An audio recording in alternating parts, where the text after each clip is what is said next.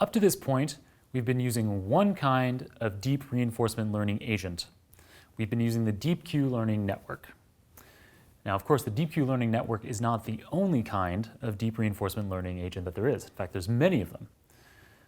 Three of the most popular are the deep Q learning network, which we've already now covered in great detail, including hand coding all aspects of the algorithm.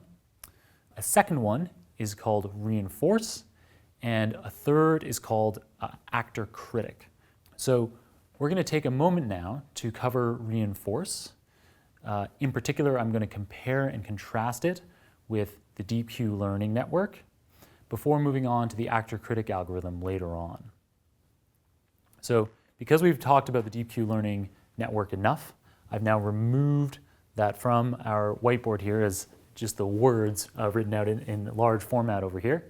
And I've created a new heading of items in our toolbox. And so now we have this deep reinforcement learning agents heading. And the first agent that we've populated this heading with is the deep Q learning network. If you guys want to get into a lot more detail on how the deep Q learning network, but particularly the reinforce or the actor critic algorithm or any of the other deep reinforcement learning agents that are out there, I highly recommend checking out either of these resources. So there are lectures out of University of California, Berkeley called Deep Reinforcement Learning. And these are updated several times a year and are available for free on YouTube. So you can be sure to be getting up-to-date lectures on the nitty-gritty mathematical detail and theoretical detail of all of these deep reinforcement learning approaches. If you'd prefer to be reading a textbook, then the go-to textbook in this space is by Sutton and Bartow. It came out in 2017, and the book is titled Reinforcement Learning, An Introduction. Let's take a moment now to compare deep Q learning with other approaches. So to summarize, deep Q learning is relatively simple. We coded it fairly quickly ourselves over the course of these live lessons. And Q learning can efficiently use whatever samples that we have on hand. However, Q learning isn't perfect. If the possible number of state action pairs is large, then approximating the optimal Q star function becomes extremely complicated, and so becomes computationally intractable. In addition, Q learning is not great at exploring relative to some other reinforcement learning agent approaches. So we may not converge on an optimal Q function at all. So the big trade-off here is that while deep Q learning networks are sample efficient, they're not applicable to solving all problems. So how could we generalize a bit more? Well, when I talked about deep reinforcement learning theory, when we wrote all this stuff up on the board, we talked about approximating this optimal Q star for the purpose of identifying this optimal policy for mapping from all possible states to all possible actions. So what if we had an algorithm for learning that directly and bypassing all of this Q learning side story? Well, we can do that. So we do that with policy gradient algorithms. A particularly well-known policy gradient algorithm is called reinforce, in all capitals. So this algorithm is guaranteed to converge on a fairly optimal solution. This means that it's more widely applicable than DQN. There are cons though. So for example, policy gradient algorithms typically require more samples. And this is because the performance of reinforce has higher variance. That's the trade-off because it explores more and so is guaranteed to converge on an optimal answer. This also means that there's a lot more variance in its performance. And so therefore, policy gradient approaches are not as sample efficient as deep Q networks. So if you're sitting at home and you'd like to implement a policy gradient for solving some kind of problem like the cart pole problem, how could you do that?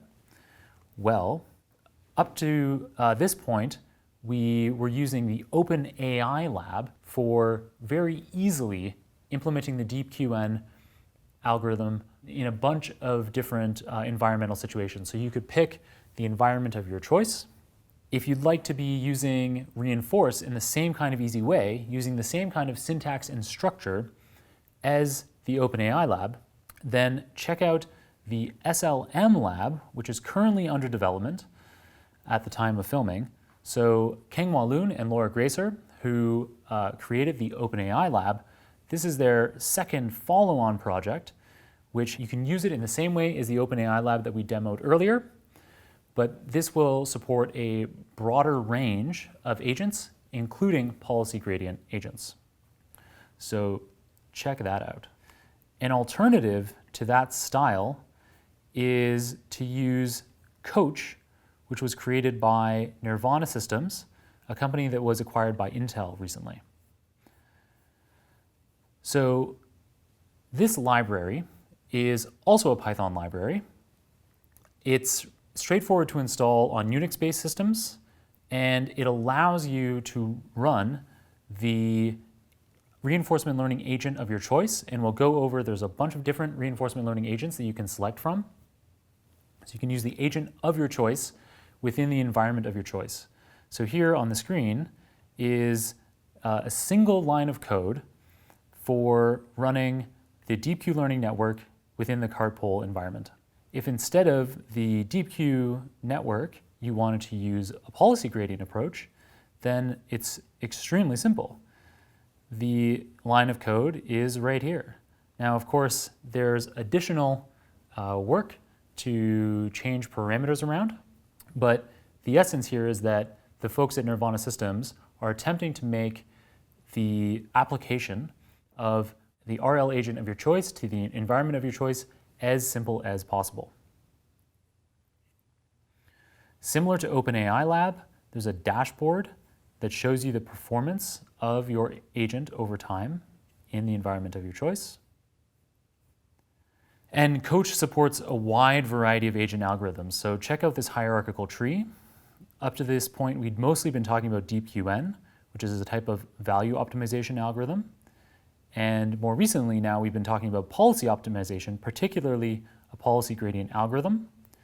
So you can click through here to the original paper that introduced policy gradients in 1992, and they also link through to the particular code that they wrote for implementing their approach. So now you're equipped with a couple more tools for straightforwardly implementing reinforcement learning agents in the environment of your choice.